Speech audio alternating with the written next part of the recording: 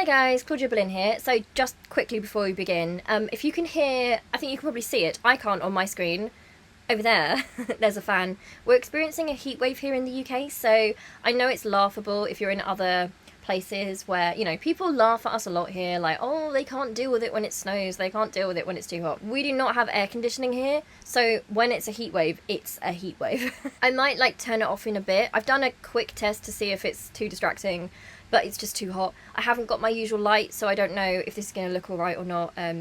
It's just too hot for any of that. So apologies in advance, and I will try and turn it off at some point. It's also really dusty. You might see it like blowing dust around this room.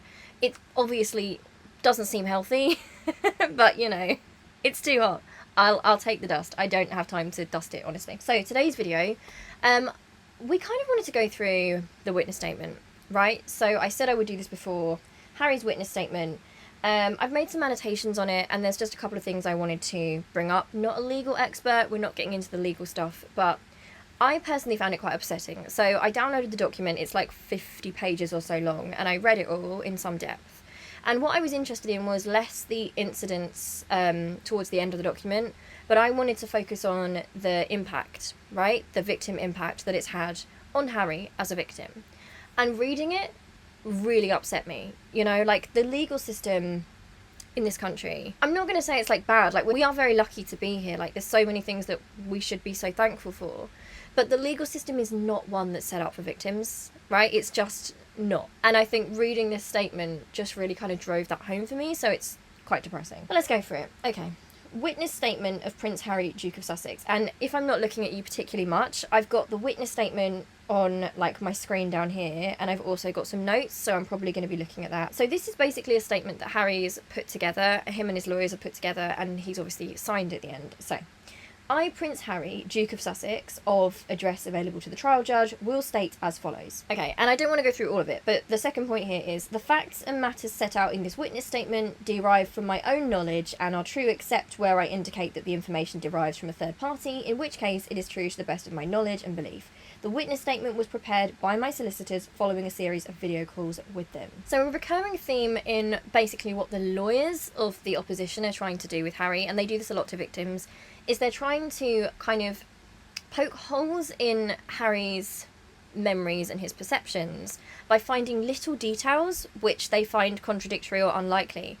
And it's really depressing to read it, and to see the output that's coming out from them, because this is somebody who was an abuse victim throughout their whole life, right? They were a child victim and a teen victim and are still a victim, right? And the thing is, it's already weighed against abuse victims, because if you are in a vulnerable position and you're being abused like Harry was, right, I've said this before, but you're not going to be able, you're not thinking as a teenager, right? Harry as a teenager was spiraling because of the effects of the abuse. He's not thinking, oh, let me make sure I note everything down in every detail and make sure that I've got it all so that in the future when I go to court they believe me. Like, that's just not a realistic thing to expect victims to do, right? So victims will sometimes, they'll write things down, they'll have their recollections, but also what happens to victims is they're so gaslit that their own memory can sometimes fail them, right? And that is something that people use, and it's really wicked, right? They use that and they say, oh, they might have misremembered a day, they might have misremembered a sequence of events slightly, therefore they're lying. When actually, if you know about trauma dynamics and you know about abuse dynamics, that's really normal, right? That's incredibly normal, because even just, if you were just thinking back to a normal day for you, right? A good day. Even like, say, I don't know, if you're married, think about your wedding day. Sure, you're going to have lots of memories of that because it was a big, good event, right? So you're already, let's just say you're already there with the best tools, right? You've got this thing in your mind, you've got photographs from it. Now, if someone grilled you about the entire day, right? Where was so-and-so sitting? Exactly what time did this happen? You would probably make some mistakes, right? Just because certain things you didn't think to remember at the time, or they didn't seem especially important. And that's on one of the biggest days of your life. Now imagine going through a case where you've suffered historic abuse and being grilled in that manner, right? All the while, remember, Harry's been raised, don't complain, don't explain. So he was never thinking when he was growing up, he didn't think it was possible back then. He wasn't thinking, oh, okay, one day I'm going to be able to take the tabloids on. I'm going to need this information, I'm going to arm myself. That's not just that victims don't do that. Like, you don't think like that. It's extremely rare for a victim to be able to say, oh, this happened at such and such a time, and this was exactly, and this all happened, and these people were there, and this is how, no matter what sort of a victim you are, right, this is how the courts, it's more difficult in the court system. I'm not going to say the court system is against you, it's just that the system is difficult, and it's much more easy for abusers. It's so much easier because you've already undermined your victim. And something they do with Harry, which is so wicked, and they do it in all abuse cases, right? You'll have seen this across the board. They will pick on a very small and insignificant detail, right? Something that doesn't change the context of what happened. So in Harry's case, they'll go for something like, oh, you say that you think you were hacked, but we found that in this one instance, another article mentioned something, or you mentioned it somewhere, right? And they present that as if, oh, everyone, Harry's a liar. Look, all of it's a lie. Like, no.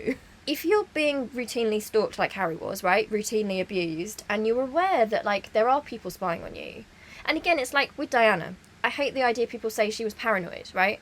It's not paranoia if it's real, right? And something that happens in abuse and with paranoia is you're made to feel like you're made out to be like this paranoid person, but really that's survival. Because, for example, Harry, growing up, being abused, these people, like, finding out his personal details, like jumping out of bushes, all these different information. He's raised in a situation where that's the norm, right? He's always got to be prepared for that. So a victim is always aware that you don't know when the abuse is going to come, but it might come, so you need to be ready. They then use that state of readiness against the victim if the victim ever gets that wrong, right? So a victim might preemptively jump the gun. So sometimes you might be, if you're someone who's been abused, you might be extra sensitive, right? You might be extra aware of dynamics, and some people might think, oh, you know, they're making a big deal out of nothing, but that's survival for a victim. If Harry has been raised knowing that people are stalking him, right, and he doesn't know when they are and when they aren't, he knows that there has been phone hacking, you know, with other people, there have been payoffs, it's very likely they were phone hacking him. It's not like paranoia or narcissism if in some occasions here, he wasn't necessarily being hacked. Right? That doesn't make him a villain. That's just natural, like, it's not paranoia, it's not him being crazy. If you stalk a person from their childhood, you know, there's gonna be situations potentially where, and I don't even know, they might have phone hacked him the whole time. Some instance might be found not to be phone hacking, some might, because, you know, with abuse it's not consistent. You have to always be on your guard. Right? It's not crazy of Harry to think back and think, how did that get out there? Like, I know I'm being stalked. Was I stalked that time? I hear a weird click on the phone and they know things like, is someone listening to me? The fact that people are turning this around on him like, oh, he's such a narcissist. Oh, he's got it all wrong. He's a liar. No, you put this boy in this situation where he has to be thinking that way, right? As a sense of self-protection. We do this with victims, right? If a victim isn't totally, you know, looking out for themselves and something happens to them, we also blame them because we say, oh, you should have known. Like, they would have said, but Harry, you're a public figure. You should have known better. You should have been prepared for this. I predict that what they're going to do is they're going to pick a couple of instances where there wasn't phone hacking, right? Because what Harry's already, he's in the most difficult situation here because he doesn't know when they were and when they weren't. He has suspicions about it. He's going up against extreme power. This is an abuse victim from childhood all the way up to now, going up against people who their whole job, right, was to hide what they were doing. They work in these kind of groups. It was their whole job. It was their money making. It's this kind of like machine of people against one abused boy. So they're also going to be the sort of people who are good at hiding what they're doing. You know, they might be disposing, potentially, I don't know, I'm not saying that they definitely are, but they might have been disposing of certain phone calls, or lying, or having sources that, you know, they don't want to reveal. They are up against that machine of evil and abuse, right? This kind of faceless machine, I guess, was up against one abused boy. And I know that what they're going to do is they're going to find a situation where Harry wasn't hacked, but he thought he could have been, and it was maybe somebody else that leaked something, or, you know, something else happened, or he doesn't remember he mentioned something, and they're going to use that as if that's the whole thing, right? Oh, he misremembered this, therefore, everything here is false, right? That's what I imagine they're going to do, because that's what they do to victims, right? In an abuse situation in court, it might be that an abuse victim might misremember when exactly something happened. Because trauma and abuse, they do things to your brain, right? So you might be somebody who, like, as a protective mechanism, you might lock it away for a while. So it might be some years later when you actually deal with it and your brain is trying to help you cope. So there's certain small details which aren't really important that you can't remember.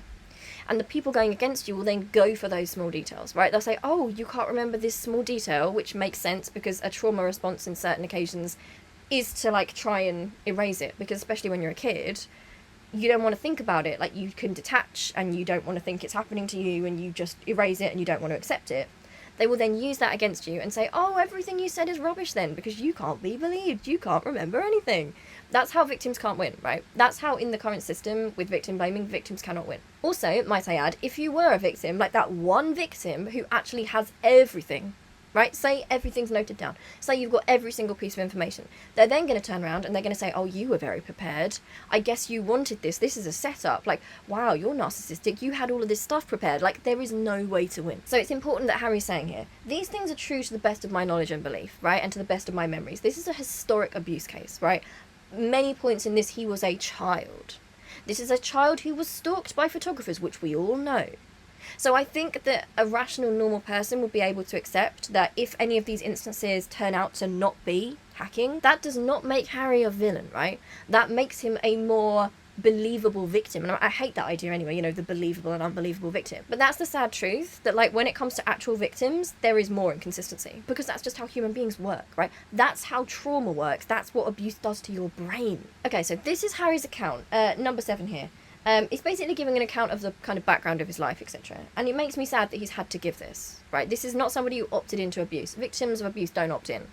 And suddenly they're having to, like, let me explain this whole situation. Let me take all this time to kind of take this on. Our son Archie was born in May 2019. We lived at Frogmore Cottage in the home park of Windsor Castle up until 2020, when Meghan and I reluctantly decided to step back from our full-time roles as senior members of the royal family and split our time in work between the UK and North America.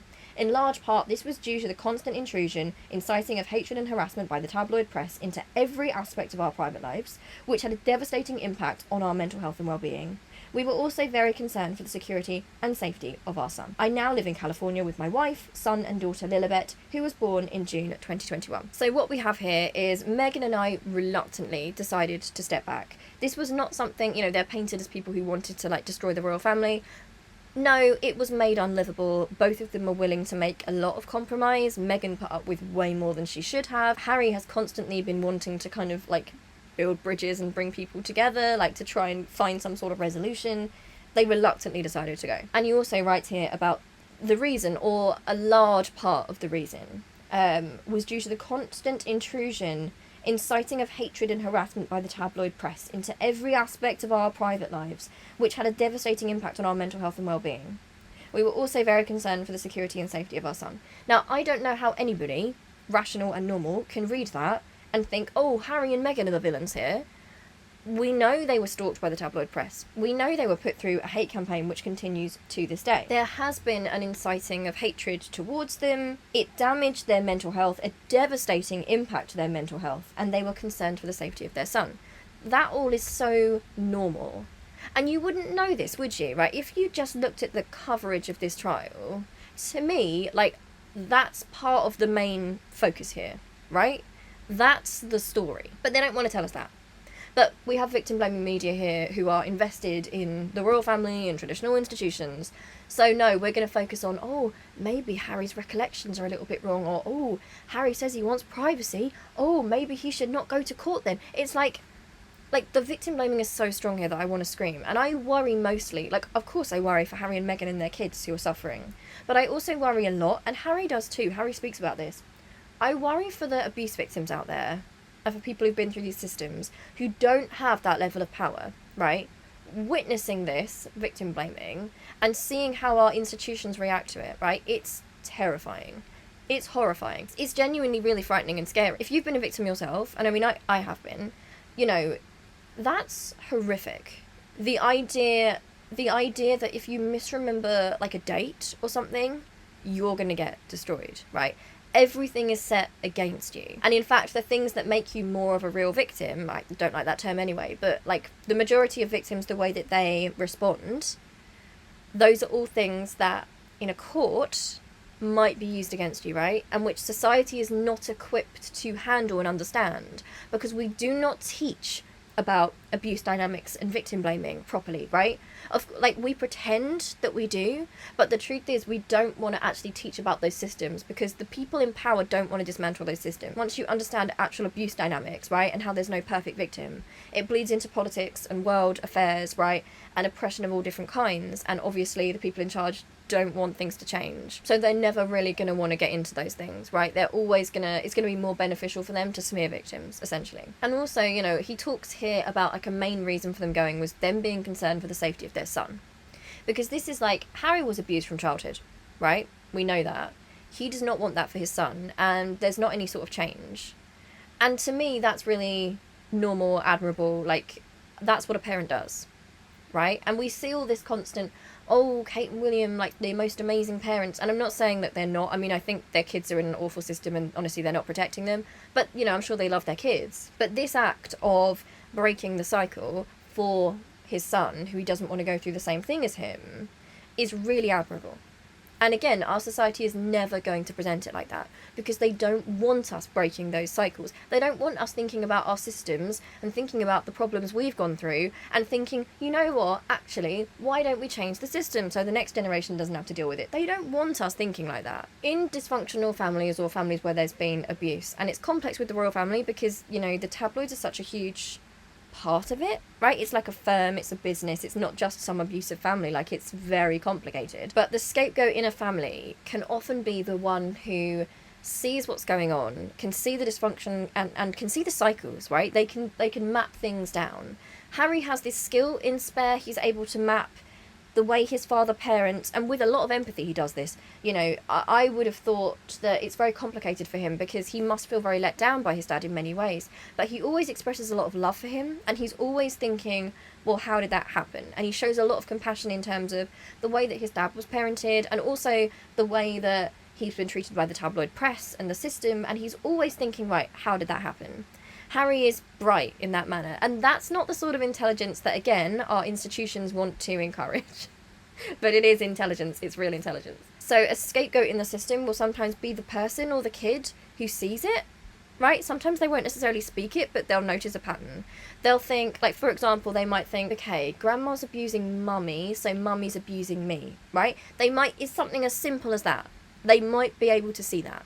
And the fact that they see it makes them the scapegoat, because the very act of them eventually removing themselves from that system or trying to change it, like, God forbid the scapegoat tries to change it or voice it.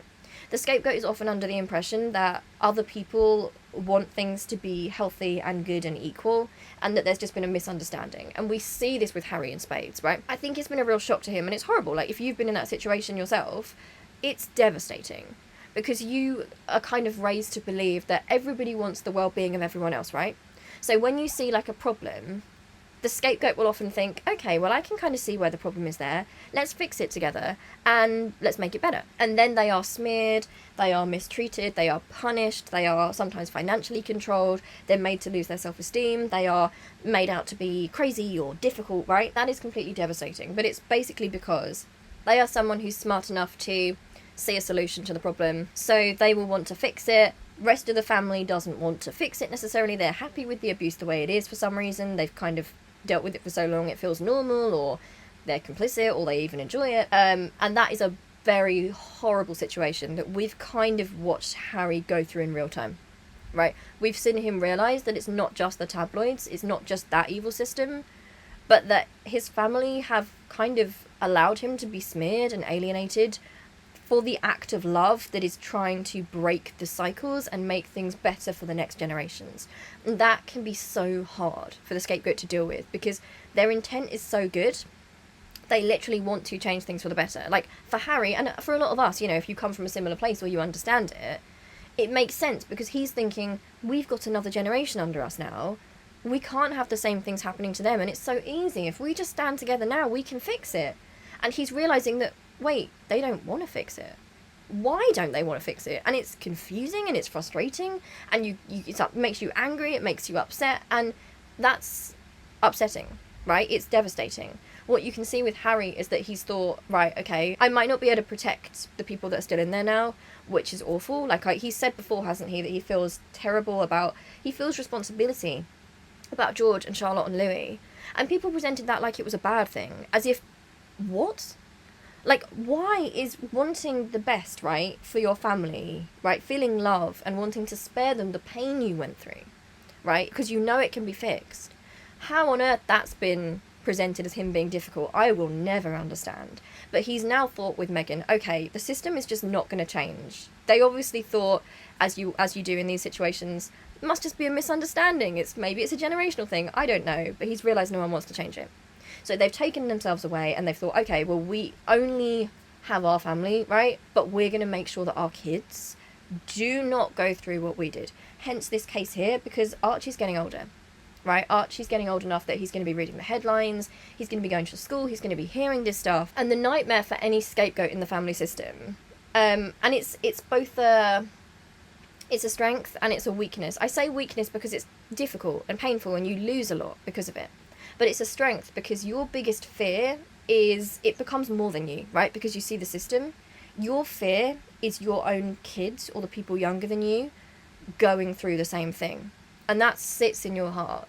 And you think to yourself, that must not happen, right? The pain that I went through must not be passed on. Harry knows that the pain has passed through his family. He's seen it. And that's devastating. He's not passing it on now. So he's taking on this huge fight right now. And a lot of people are acting like it's narcissistic. But if you actually just use your humanity and your common sense, he's got a son who is getting older and older and who's going to become more aware of these things. If he doesn't act now, nothing's going to change for his son, right? I think he probably thought William would do the same, like William would fight for his kids. And he can't understand the way William's playing this, but he's thought, I've got to do this for my son, right? This ends here. And if that means I'm going to get smeared and destroyed, that's okay to me because I am a dad and that is my son and that is my daughter. They are not going to go through what I did. Or if they do, it's not going to happen without a fight. I will literally throw myself in front of them to stop that from happening. That's incredibly admirable. So the whole idea, right, this whole situation being framed like Harry is the villain is absurd to me. It's absolutely absurd. Okay, number 10 here.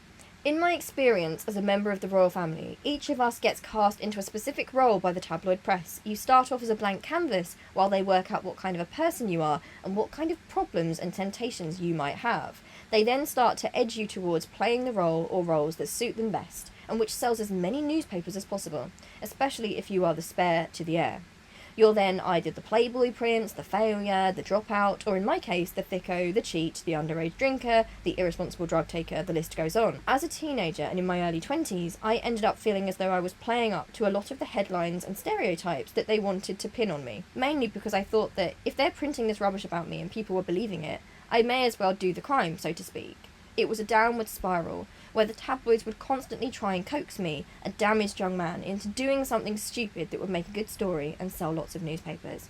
Looking back on it now, such behaviour on their part is utterly vile. And he's right. It's abuse, right? It's plain and simple, it's abuse. So we've spoken about this on the channel before, the idea that the royal family is basically like it's a fiction, right? It's this ongoing soap, and the people in that family, royalists do not see them as real people. Right? They don't care about them as human beings. People who say they're royalists never seem to actually care about the mental health of the people involved in the firm, right? They just want to uphold the system for some reason. Every single one of them gets their role. And actually none of them have it easy. Right? Yeah, some of them are now complicit. But if we're looking at abusive family dynamics, right, in the actual world, not necessarily in a situation of monarchy, you might have a golden child and a scapegoat, and obviously William is the golden child of the system. There's still been a lot of abuse and indoctrination and pressures on him growing up because they will have had to groom him into that place. I'm not saying that excuses anybody who perpetuates the cycle as an adult, but the process of this happening is calculated, right? And we see it in abuse systems all the time. When there's like an abusive family, the tactic is to divide and conquer.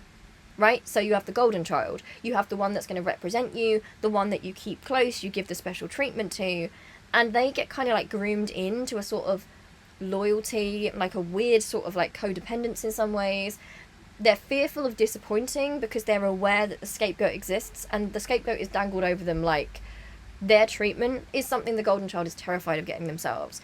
It is a grooming process, it is an abuse process. Now, a lot of these golden children, when they grow up, unfortunately, will cycle the abuse on, right? And there's no excuse for that as adults.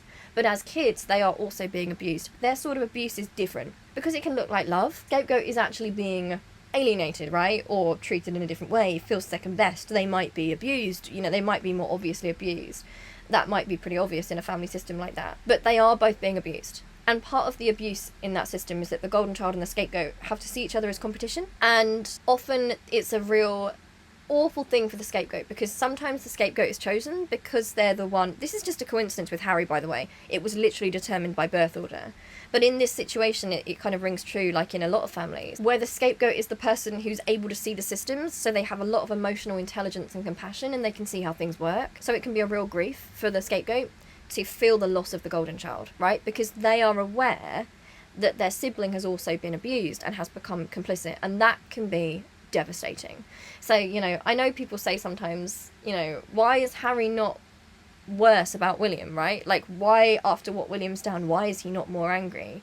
And I think it's because, sadly, in a good way and a bad way, right? It's sad for him because his brother, who he knows has been turned into something by the system, he understands that he was abused too.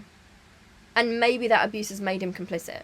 But he understands that, and he also understands that about his dad. The scapegoat is often pretty emotionally intelligent. So for Harry, that will probably feel like a lot of grief rather than necessarily anger. Like, there's going to be a lot of things mixed in. But if we think about these dynamics in everyday life, for that person who gets out and is the scapegoat and sees the systems, I think the main feeling is grief. Honestly, because it's the loss of people who otherwise, if you can see the solutions, if you can see the way out of the system, but you've been devalued by that system into being the scapegoat so nobody listens to you and you're made to look like the bad one and the rebel and you're punished, that is just so painful because it all looks so pointless, right? You can see the answers, things could be better, and because you know that, you've been destroyed. That is devastating because a lot of the time in these systems, you'll care very deeply for certain members of the family, right? But you also have to understand at a certain point that they are enablers or they're invested in the abuse and they don't want to change it. That can be devastating. So the fact that Harry's going through that on a family level, alongside the tabloids attacking him, that is a strong man to be able to deal with that. So in his case, it gets even more heightened because he's not just that person in the system, right? It's a business. And in order to go with the idea of hereditary birthright and monarchy and that whole thing, it kind of is contradictory anyway. It doesn't make sense. The idea of monarchy does not make sense when you look at it properly, but nobody wants to look at it up close. Harry keeps nearly veering into anti-monarchy stuff, but he's also been really grown up in that system. So I don't think he's quite an anti-monarchist, but I do think he sees a lot of the flaws now. But in that system, they have to boost up. For their whole system to work, they've got to have people believing that the system is fine, and the person who's meant to be king is always the oldest child of the previous monarch, and they're the good one, and aren't we glad, because if the spare ever looks more appealing to us, they have to be destroyed because people then start thinking, maybe I'd like the other one instead. And that starts making them think about things like democracy and voting, all those scary things. People starting to think, hey, maybe this would be better if we could choose because we prefer the other one. The other one seems better. That destroys their system. Therefore, every single spare has to be given a role, for example, with Charlotte now, they're kind of making her into the helper person, right? Oh no, we love Charlotte, but she's there for her brothers and she looks after them, and it kind of, because of the gender differences, that kind of works for her.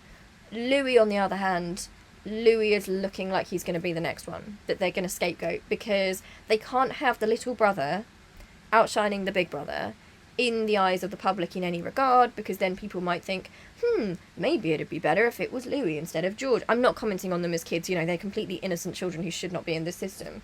But then people start thinking again, I kind of like the idea of voting for our leaders. I don't like the one we've got in charge, and then the monarchy falls apart. Harry never stood a chance, right? And I think that Diana started to realise this because, I believe she used to call him Good King Harry, right? She'd always try to, when they were together, boost him up and boost his self-esteem because she understood that the system they were all in was treating him like he was second best, and she didn't want him to feel like he was second best. And again, the idea of the golden child and the scapegoat being at odds, for William, who's being groomed into this, right, and being, all these burdens are put on this child, right, these horrible, horrible things, he's being groomed into this system, he's probably going to feel resentment about his younger brother because Harry's allowed to be more free right? You know, he's probably feeling a lot of jealousy in the sense that if you're a child and you find out that your whole life is mapped out ahead of you and you have to put aside everything to be this monarch, and then you realise that your younger sibling is not only more free than you, but people like them because they're cheeky, that's going to cause in a lot of kids a lot of resentment, right? Especially if the system is perpetuating that. Now, Harry as a personality has always been quite, like, full of life. He's quite sporty, isn't he, and athletic. And we are in, like, quite a patriarchal system, and we want that out of our king, people who are monarchists anyway. The idea of a king that is, like, strong and assertive, all these kind of things. And that was difficult, because William was less of those things. And there's no, right or wrong way to be a man, of course. There's so many different ways to do it. But Harry's more athletic, right? Harry's got those qualities that a lot of people prize. He is brave, right? Harry's quite charismatic. Now, William hasn't really had the chance to do any of that, has he? Because he's been groomed to put aside everything that is him. And I think that's created this mess of, like, low self-esteem, but also narcissism. And, like, I can't imagine the mental pressures he's gone through, right, to make him the person he is today. But Harry had to be, like, put out of the picture, but they also had to sell papers, right? So he has to be the one that we can't ever be thinking, oh, I wish Harry had been born first. We've got to be thinking, oh, there's something wrong with him. Like, sure, he seems great, but there's something wrong with him. So, he's thick, or, he's crazy, or, he's unreliable. Not like William, who's so stoic. They had to paint him as some sort of failure, right? They wrote that for him. Because that's how the royal system works, right? The royal system is incredibly abusive. Look into the future now, right? And say the monarchy's still going by the time George gets there, and I pray it doesn't. I pray those kids get out. Imagine that Louis, right, grows up and he rises up in the army, and say he does everything, like he goes to uni and he gets a degree and his master's and his PhD, and he's also in the armed forces, and he's like a superstar, or all that kind of stuff. And George is been groomed into putting aside his own interests to become this non-person in public, and then the public start preferring Louis, the monarchy's going to have a problem. So aside from, the resentments that might cause between those brothers, which is really sad, there has to be a Louis destruction campaign. There has to be a reason that it's not Louis, right? So they have to make Louis out to be bad, and they're already doing that with him. They're already sowing the seeds. Oh, he's the cheeky one, he's the cheeky chappy, oh, he doesn't sit still, he's naughty. And, Louis is very expressive, he is, and people talk about that a lot. But the papers are already laying the groundwork, right? Oh, he's the rebel one, like, we like him, but he's cheeky, right? He's a bit naughty, he has to be told what to do. And that's how they start it. It won't start with the mean stuff, right? Because he's a child, and the tabloids will realise that will look bad to the public, but that's what they're getting him ready for. Essentially, what they will want is for that boy to kind of melt down a bit. Because then they can say, oh, good old George, our heir, and good old Charlotte. Ideally, I think they're going to want George to succeed. They're going to want Charlotte to be kind of long-suffering big sister, keeping the boys together, and maybe they're going to want Louis to be a bit of a loose cannon, a bit dangerous, and maybe for Charlotte to step in and guide her younger brother through his life because he's troublesome, because George has to be the main man. Now, something else that Harry said here, which a lot of people have mocked, which makes me really angry, is that he's spoken about how he was given these labels, right? He learned these things about him, and in abuse systems, we're told what we are. In a healthy system, you're encouraged to grow into who you are and to figure that out. Like, who are you? What are your attributes? Like, what are your strengths? What are your weaknesses? What are you going to do in this world? But for Harry, it was set out for him. And it's worse because I suppose in a family system where that happens, the adults around you might be in charge of the way you're perceived by others, but they don't have the power of the tabloid press. Harry has been, the way he's being reported to the public, right? People who don't even know him, they're making up their minds about him based on what the tabloids want to paint him as. Now, something that we know is that kids who are abused, right, or treated in a certain way, if they're told that they're certain things, a lot of the time they do become those things. And I've seen people saying, oh, he's blaming the tabloids, it's all his own doing, like he made his own choices. Oh, how is he saying that just because they said it, he had to do it? They're not understanding how complicated abuse is and how common that is, and also how scary that is for victims reading that. Because victims go through different stages, right? And different people have different personalities and deal with things in different ways. But as a victim, if you're told for a long time that you're the stupid one, right, you might start to believe it. Because everyone around you's saying it, and you start to think, yeah, maybe I am. I guess I won't go towards anything academic because maybe I'll probably fail anyway. Kids are what we tell them they are. It's like how in a school, if you have a kid who is really naughty, right, and they misbehave, you've got different options, right? So you can carry that on and be like, they're the bad one, they're the naughty one, we don't expect anything from you, you misbehave, and then they continue misbehaving because that's all they know.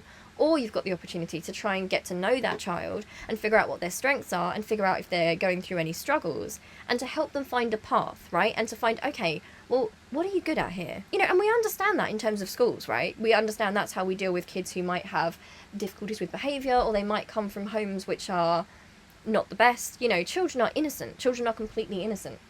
And the moment we label someone as something, they act up. If you've ever seen a child's face light up in school, right? A child who doesn't think that they're clever, but they do something really well, and you say, wow, like that was amazing, and their face lights up, suddenly the possibilities are there for them, right? They think, hey, maybe I could do this, or I could do that. You know, children are so vulnerable, right? Children are so easily moulded.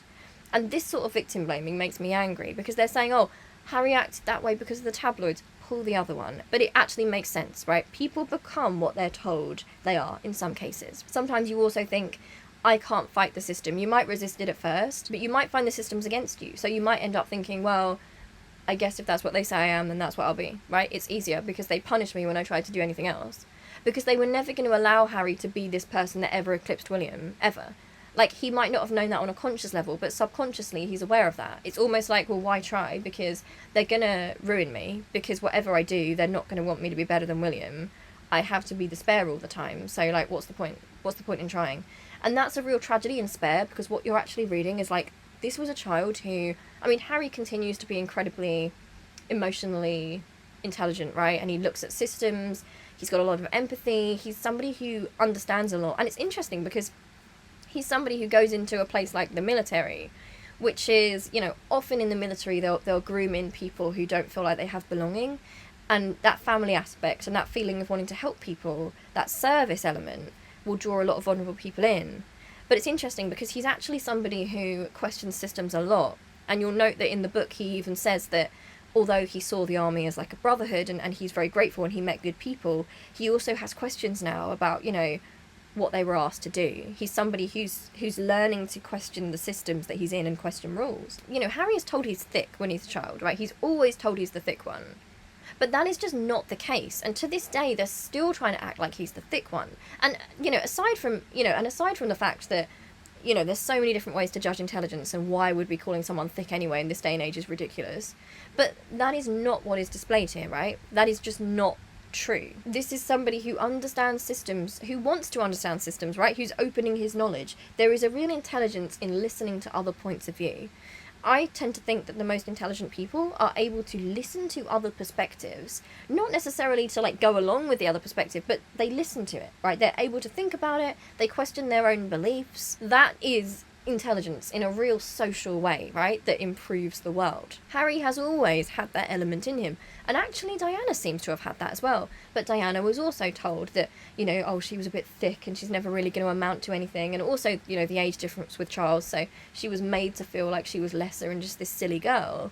But what we have in Harry and Diana are two emotionally intelligent people who have like such, I mean, intelligence can't really be quantified, but they are certainly, you know, the idea of calling them thick is ridiculous. And of course it's what they want us to think about, right? Society wants us to think that intelligence means, oh, you know, you go to university, you go to Oxford, you go to Cambridge, and then you know, you're at Eton and you become Prime Minister and you have a posh voice. And I'm not putting those things down. I mean, I've got my degree and my master's. I loved studying. It doesn't make me more intelligent than somebody who didn't go to uni.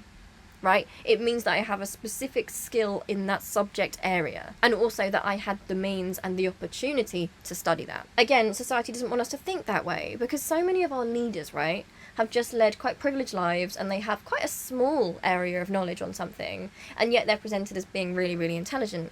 But it's the system changes that we need, right? And often system changes will come from places in society where there is mistreatment.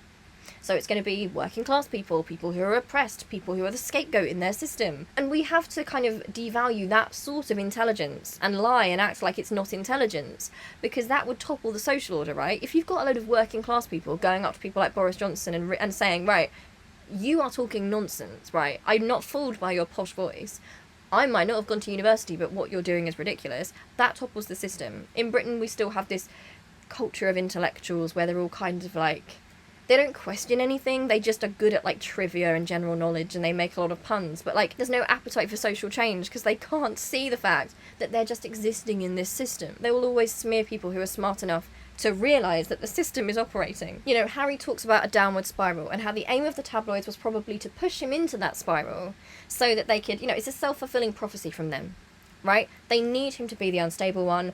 Oh no, he's actually quite emotionally intelligent and resilient. Okay, we have to now work to make him have a breakdown. We're going to make things awful for him. We're going to make him think he's stupid even though he's just a child. And then he's going to break down because he's upset about that. And we're going to point and we're going to go, look, see, he's the bad one. That's what abusers do. They do that to the scapegoat. They abuse the scapegoat into a mental health crisis, or they go on drugs, or they become an addict or something, you know, because they're being so abused. And then they turn around and they go, look, see, I mean, we didn't abuse them, but if we did, it's because they were bad anyway. He says here, whilst they would of course report on my successes in life, it seemed to me that they took far greater pleasure in knocking me down, from time and time again. This extended to my relationships. I always felt as if the tabloids wanted me to be single, as I was much more interesting to them and sold more newspapers. Whenever I got into a relationship, they were very keen to report the details, but would then very quickly seek to try and break it up, by putting as much strain on it and creating as much distrust as humanly possible. And I shall go into it in more detail in this statement. This twisted objective is still pursued to this day, even though I'm now married.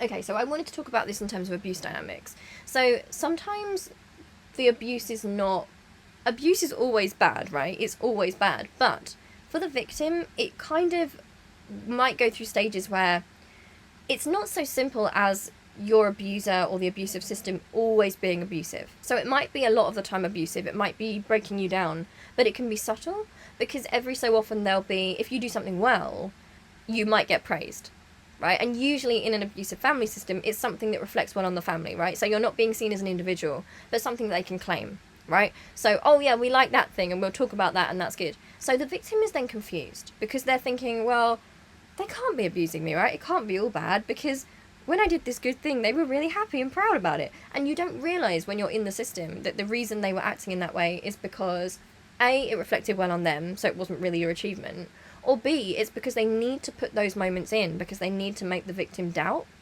So for Harry, it's this kind of gaslighting, right? They're treating him in this horrible way, but they're able to say, excuse me, but when you did good things, like, we reported on that, so, you know, come on, like, we can't have been abusing you. Whereas if you understand abuse, like, that's the most common way it presents.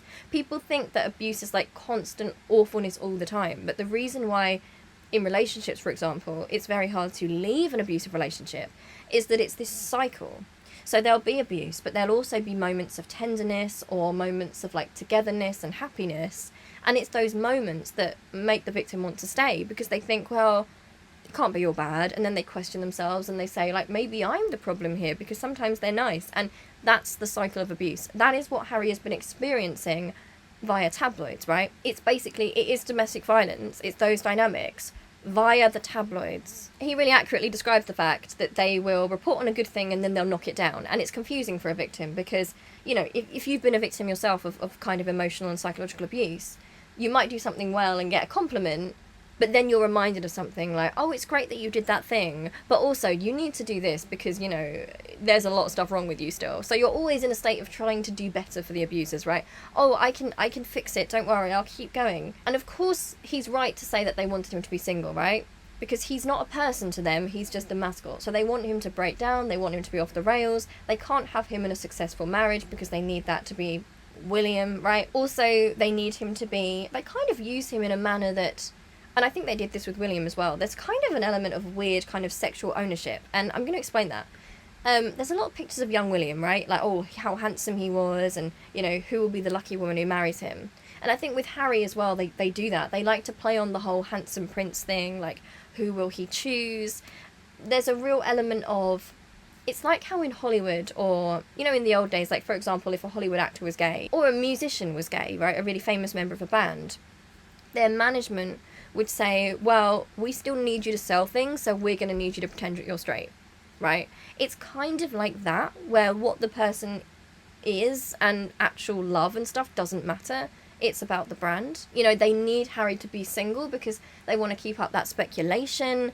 You know, they can have William as like this settled family guy, and then Harry is this kind of they kind of want Harry to be like a womanizing figure, right? And also, you know, when we think about some of the stuff that's come out about Harry, you know, they make a big deal about, you know, the whole strip poker thing. You know, he was a teenager just experiencing his life in weird situations, and if you've gone through abuse, things are heightened. And let me tell you that if you've been abused from childhood, you are not going to be a squeaky clean person. Like, I'm just going to put that out there. You are literally made, you're not given the tools, you know, to understand stuff properly, right? You don't understand yourself properly. You're going to make so many mistakes, and we end up spending a lot of our life unlearning the stuff we've learned. There is going to be no perfect victim. There's just not. So they've pushed him into this, oh, you know, you're the playboy prince, you know, you're the one that's off the rails, but people fancy him and stuff. And so when he's actually out and he's trying to have fun and feel something and, like, you know, be a person, like actually be a person, not only is his privacy taken away because those teenage years of finding himself are now public property. He can't have that. He's also then smeared, right, and ridiculed for the thing that they seemed to want from him, right? Because they're denying him a relationship. And yet when he, like, has fun and is a teenager and is, like, a young adult, they also don't like that because there's no way to win. Also, in abuse systems, they don't want the scapegoat person to realise their own worth and actually get into a good relationship, right? So you might have a situation where if you're the scapegoat in the family system, your family might say, oh, we really want you to meet someone, right? You know, we really hope for that for you. But then if you actually do, and that person gives you self-confidence, that person helps you establish boundaries and makes you healthier, suddenly there's a problem with that person, right? I think that's what we've seen happening with Meghan. Because she was a big threat, she made Harry feel like, you know, she helped him to see himself, like, for real, right? You're not what the tabloids say that you are. I know that you're a really good person, you've got so much to give, and you don't have to be the second best person. Like, to me, you're not second best. You are my person. You are the first person in my life, you know, and I'm here to support you, and I'm not going to allow people to walk all over you, and it vice versa, right? That's a healthy relationship, and healthy systems, healthy families should want that. They would want you to get a partner who makes you the strongest version of yourself, right? Strong and kind and with boundaries and happy. That's the opposite of what Harry experienced, right? They did not want that for Harry. All this time of, oh no, he's a playboy prince, oh no, he can't keep a relationship, he should settle down. Harry finds someone, but it's the wrong sort of person, because it's someone who's teaching him that he's worth something, right? That he doesn't have to put up with this stuff. And oh, how the system turned on Meghan then. Harry talks about when he's in a relationship, he's always tried to be the best partner he could, but every woman had her limits. He says that he feels genuinely like the press were literally part of his relationships, which is just devastating to hear, honestly. Like, I can't even imagine what that would do to you as a person. He was never able to have any girlfriend without the tabloids getting involved in that. So it's like an abused person again who tries to, like, take some part of their life for themselves, but no matter what they do, they're the villain. Like, they cannot do it. There is no way to win. Like, I can't stress that enough in these abuse dynamics. You cannot win. They do not want Harry to be with somebody because they can't sell him and they need him to be the playboy prince. But then when he is the playboy prince, or he's just like a person just exploring and just being themselves and trying to figure out who they are, that's also bad. The scapegoat has to always feel bad, right? There's nothing they can do to win in the system. Like, there is nothing. And Harry learned that because he did what he was supposed to do, right? He went through so much abuse and he remained loyal, and he thought, you know what? Okay, I'm going to serve. I'm actually going to put my life on the line and serve in the armed forces. And then what happens then? What a muted and jealous response he gets, right? This man is putting his life on the line for the ideals that he's been told all his life that this is the pinnacle, this is what our family respects. So he's thought, I'll do this. You know, the public want this and the family want this, and maybe then they'll see. Maybe then they'll see that I'm not this person they think I am. I'm willing to sacrifice here. I work hard. When he does that, it's still not enough. It is still not enough for them. There was no way he could ever win in that system. That's how it is in abuse dynamics. You can't win. He also says here, and this one made me sad, and I feel like I'm going to leave this one for today. Like, we're probably going to do this in some different parts because it's going to be long. But he says this: of course, I accept my public role within the royal family and know that every time I put a suit and tie on in order to carry out an official engagement, I'm going to get photographed because most of the press are always there. Even if I get papped on the way there or on the way back, then that's absolutely fine too, because it's expected. But if the next day I want to go out and take my dog for a walk, I would expect some level of privacy. which unfortunately does not and never has existed for me. Despite the common misconception, I was no more than 5% funded by the taxpayer while I was a working royal in the UK, yet it felt as though the tabloid press thought they owned me absolutely and deserved to know everything there is to know about me, my life, my movements, and the lives of those people who came into my orbit. Okay, this made me really sad. So, this bit here, I would expect some level of privacy, which unfortunately does not and never has existed for me. This is someone who's literally never known privacy. And the fact that they're now mocking him like, oh, the worldwide privacy tour, he's never known privacy in his whole life. Right, can we even comprehend that as people, what that must be like? He's also saying here that he accepts, people keep misrepresenting this, right? He accepts that when he goes to a public event, he's going to get photographed, right? That's fine, right? He understands that. Now, of course, he was born into this role anyway, so he didn't really have a choice in any of this, but he's accepted it. He gets it. He understands the interest. They really present this wrongly, like he doesn't understand. Like, he fully understands. But listen to this. Even if I get papped on the way there or on the way back, then that's absolutely fine too, because it's expected. And that broke my heart, right? Because that is not acceptable and he shouldn't have to deal with that, right? Yes, at the event, sure, but on the way there and on the way back, being invaded and having photographs taken of you and being chased around, right? That's not normal. And Harry is resigned in this, and it really breaks my heart to think about the life he's lived. Because in this statement, he's actually saying, I don't like it, but you know what, it's expected, it's fine. It shouldn't have to be fine, right? He should never have had to deal with that. He shouldn't have to think that that's fine. Right, and all these compromises he's made, all these overstepping of his boundaries which he's let go, and yet they present him as this arrogant person who's so, like, spiky and won't make compromise, and it's the opposite.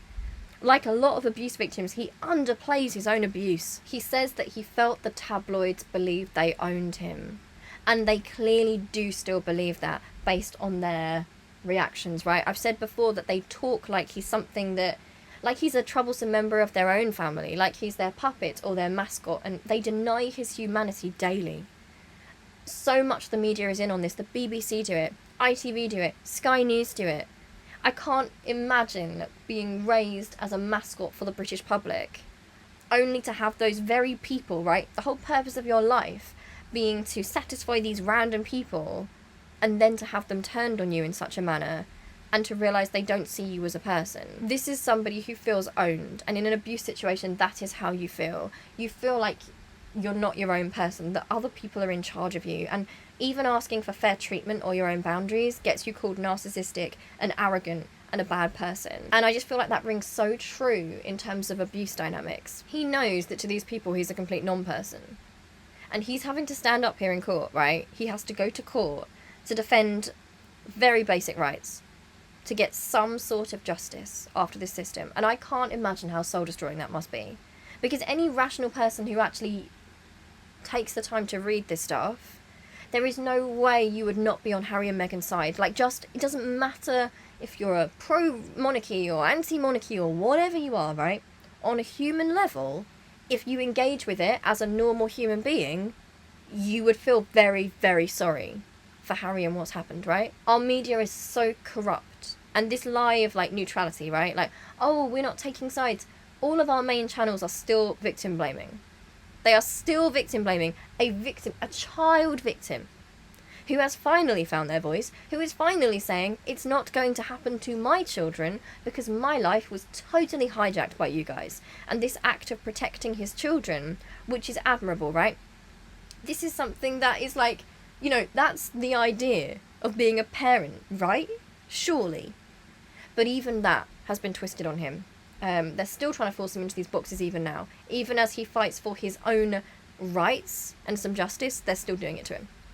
And they're demonstrating how deep this goes. Which is, again, why I'm glad he's taken this to trial, honestly, because I think it really shows them all up. And in the future, people are going to look at this and they're going to realise, right, what he was up against. Okay, thanks for watching this. We're going to go through some more of it tomorrow. I feel like this might be in 3 parts, but yeah. Alright, I love you loads, and I'll see you really soon. Right, look after yourselves. Love you. Bye.